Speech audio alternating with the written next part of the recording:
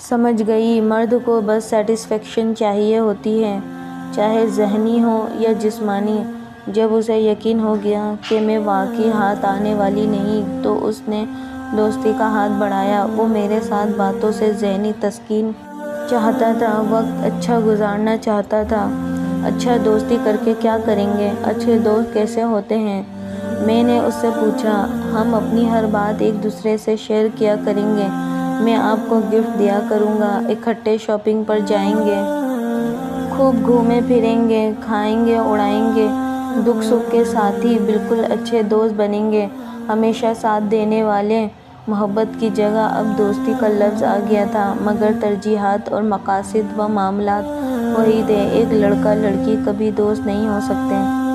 ہاں، class fellow ہو سکتے ہیں، جب اسٹڈی ختم ہوئی رابطہ ختم، لیکن دوستی تو وہ ہوتی ہے جو مستقل رہے۔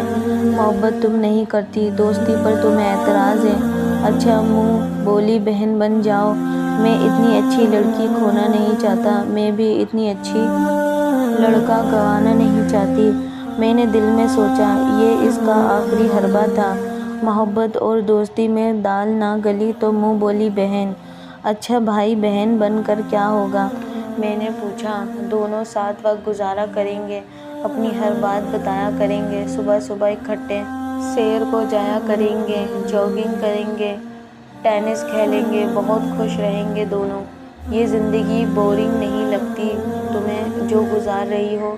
تھوڑا سا بدلو تم خود کو، دیکھنا کتنی خوشیاں ملتی ہیں۔ سچی بھائی بہن والا رشتہ ہوگا، کوئی نقصان نہیں۔ اور اس دوران تم بہن لفظ کا سہارا لے کر مجھ سے اپنی ذہنی تسکین حاصل کرتے رہو، نظروں سے ہی میرے چہرے کو چھوتے رہو، ٹینس کھیلتے ہوئے میرے بدن کے اتار چڑھاؤ کو للچائی نگاہوں سے دیکھتے رہو۔ تمہارا وقت رنگین ہو جائے گا، میں خاموش نظروں سے کہہ رہی تھی۔ وہ کن آنکھوں سے دیکھتا ہوا جواب کا منتظر تھا۔ سوری، میری خوشیاں، خواب، جاگنگ، زندگی کے رنگ، ٹوئسٹ، کہہ کے دکھ سکھ کسی غیر مرد کے محتاج نہیں۔ میں اپنے پاپا کے ساتھ سیر کو جاتی ہوں، باپ کی شفقت بھری گفتگو بہت لطف دیتی ہے۔ میری ماں میری سب سے اچھی دوست ہے، میرے دکھ سکھ کی ساتھی ہے، میری سکھیاں خائے اڑانے میں لاجواب ہیں، ان کے ساتھ میرا وقت بہت اچھا گزرتا ہے۔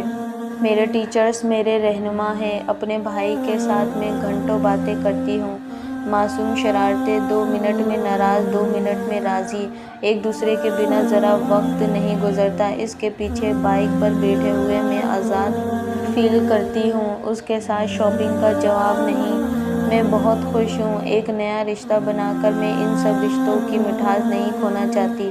پتہ نہیں لڑکیوں کی حسین زندگی غیر مردوں سے ہی کیوں جڑی ہوتی ہے، خوبصورت خوابوں کے چکر میں عمر بھر کے لیے آنکھیں زخمی کروا لیتی ہے۔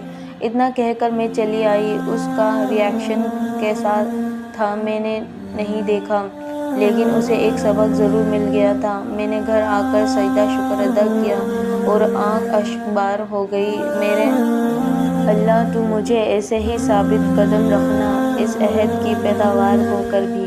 تو اسے لائک، شیئر، کمنٹ ضرور کریے گا اور مزید اچھی ویڈیوز کے لیے اسے سبسکرائب کرنا مت بھولیے گا۔ جزاک اللہ۔